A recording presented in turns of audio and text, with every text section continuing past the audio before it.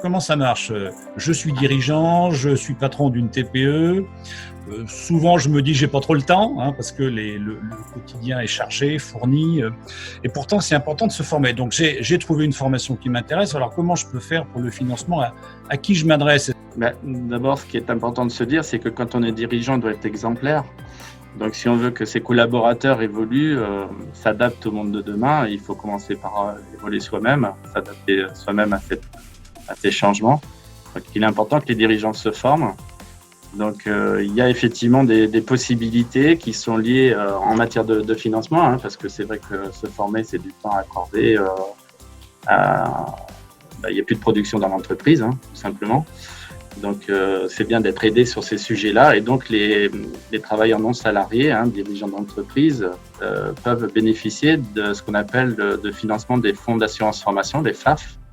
Alors, il y en a actuellement 7 pour les dirigeants. Les principaux, c'est l'AGFIS, qui concerne les métiers des services et du commerce. Vous avez le FAF CEA, qui concerne les artisans, qui est l'entreprise immatriculée au registre des métiers, va directement se financer, un dirigeant va se financer sur le FAF CEA. Le FIF-PL, il y a un fonds pour la pêche, il y a d'autres fonds pour les métiers de la santé.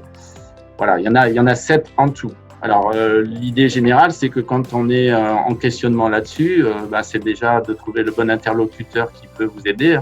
Donc ça, c'est demander à des conseillers comme moi, éventuellement, quels sont les fonds d'assurance qui concernent votre entreprise. C'est pas très compliqué. On peut se débrouiller aussi en allant tout simplement sur les plateformes de tous ces opérateurs, quand on les a identifiés. On peut demander à son comptable. On le sait bien ici, chez Fimeco Walter France. Voilà. Tout à fait. Ce sont les mieux placés pour savoir effectivement où se trouvent les affectations de fonds de la part de l'entreprise.